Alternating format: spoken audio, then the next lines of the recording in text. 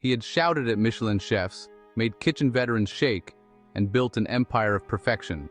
Gordon Ramsay, the name itself echoed authority and heat. But one humid afternoon in Manila, that fire met silence. He had arrived for a documentary, just another stop between Tokyo and Bangkok. The producers wanted local flavor, a few exotic shots, nothing deep. Ramsay smirked when he heard the plan. Filipino food? Rustic, right? He said. The word hung heavy. Rustic. But when he stepped into the small kitchen of Chef Margarita Fours, something shifted. No marble counters, no gleaming copper pans, just clay pots, a wooden rosary, and the soft hum of a woman cooking not to impress, but to remember. She smiled at him. Chef, before you taste our food, you must understand why we cook. It wasn't a challenge. It was an invitation. And though Ramsay didn't know it yet, that sentence would change him forever. The crew adjusted their cameras. Ramsay stood, arms folded, as Margarita served a simple bowl of adobo. No garnish, no theatrics, just vinegar, garlic, soy, and something invisible, patience. He took a spoonful. The taste was warm, honest, unpolished. It wasn't perfection. It was truth. What's the secret? He asked. She smiled. Remembering who you cook for. The line pierced through the noise in his mind. He looked around her kitchen, small, smoky, alive. And for the first time in years, he listened instead of judged. That night, something began to melt behind the world's toughest chef's eyes. Chef Margarita Fours was not what Ramsay expected. No frantic energy, no loud commands, just calm, centered grace. She greeted him with a warm, genuine smile. She was Asia's best female chef, yet carried herself with the humility of a home cook. Her authority was felt, not projected. She began not with technique, but with a story. Her grandmother's kitchen, the flavors of her childhood, food as memory. For her, cooking was a conversation, a way of preserving history. Ramsay listened, arms crossed, skepticism in place. He was used to chefs who spoke of profit margins, not love. Margarita led him to a table of humble ingredients: calamansi, bitter melon, garlic, onions. She explained how each ingredient had a purpose, a story, a place in Filipino flavor. It was about balance, not domination. Ramsay watched her cook, fluid, intuitive, no measuring spoons, just senses. Her cooking was an extension of herself, honest and free. He saw a freedom in her movements that was both foreign and compelling. He was a master of control. She was a master of letting go. For the first time, curiosity broke through his hardened exterior. The first dish was kinilaw, Filipino ceviche. Simple, fresh tuna, coconut vinegar, ginger, onions, chili. No elaborate plating, just a ceramic bowl. Ramsay, king of raw fish, expected to be unimpressed. He took a bite. The explosion of flavor was immediate. Acidity, heat, ginger, coconut, perfectly fresh tuna. This was not simple. It was complex, intelligent, and delicious. The wall of skepticism began to crumble. Next came sinigang, a sour tamarind soup with pork and vegetables. The aroma was challenging. The broth murky, the greens wilted. By fine dining standards, it looked like a failure. Margarita smiled. This is the taste of home for every Filipino. Ramsay hesitated, then tasted.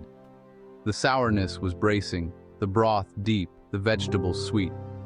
It was shocking, comforting, unlike anything he'd tasted. The sourness was an experience, waking his senses.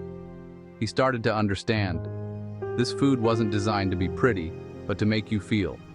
It was functional, emotional, rooted in place. He looked at Margarita, respect dawning. He had come to judge, but he was the one being schooled. Each bite was a lesson in humility. The student was learning. Margarita didn't just serve food, she served stories. Each dish connected ingredients to people, land, and history. Adobo was a legacy, a taste that could transport you home. She spoke of pag-pag, food salvaged and recooked by Manila's poorest, a testament to resilience. Food was survival, memory, and healing.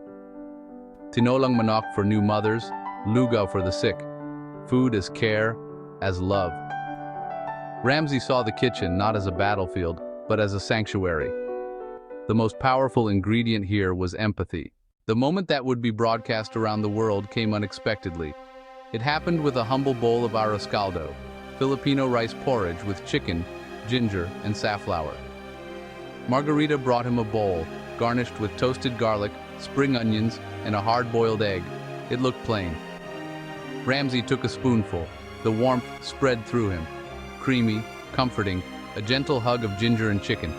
It was quiet, kind, and in its simplicity, perfect. He closed his eyes, savoring the taste. It felt ancient, familiar. Margarita spoke softly. This was the dish her mother made when she was sad or unwell. It was a conduit for love, a cure for a broken heart. And that's when it happened. A single tear escaped from Ramsay's eye. He didn't sob. He just sat there, his composure shattered. The cameras kept rolling, capturing the raw moment. In that bowl, he tasted love, loss, and the universal comfort food can provide. He tasted his own memories, his own mother, his own humanity. The great Gordon Ramsay, undone by a bowl of soup. The world watched and understood.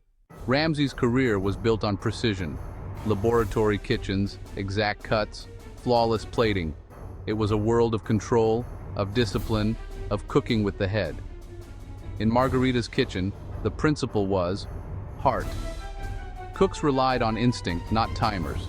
Measurements were done by estimation, a little of this, a little of that. It was a dance, not a drill.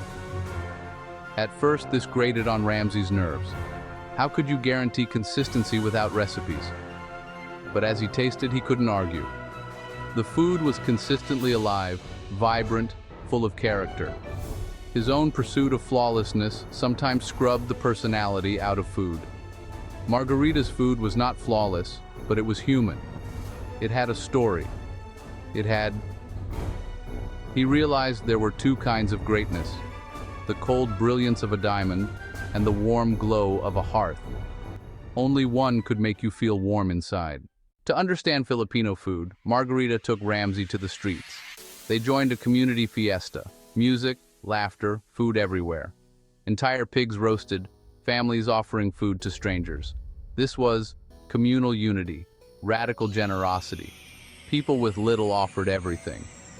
Ramsay, used to expensive tasting menus, was stunned.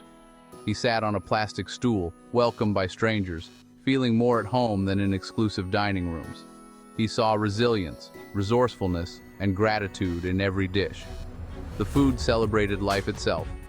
Ramsay connected the dots: the sourness of sinigang, the patience of adobo, the generosity of the fiesta, all from the same spirit. He was no longer just a visiting chef, but a witness to something profound. The flight back to London was different. Ramsay stared out the window, Manila vivid in his mind.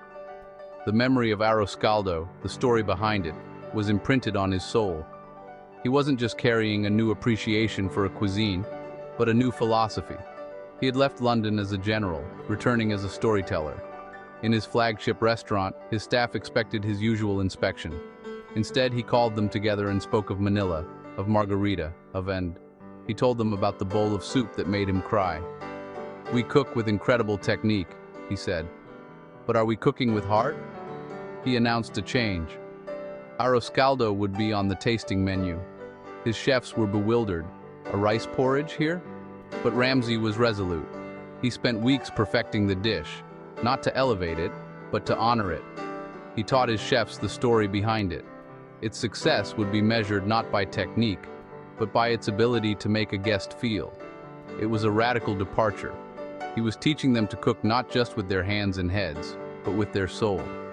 He was bringing the lesson of Manila back to London.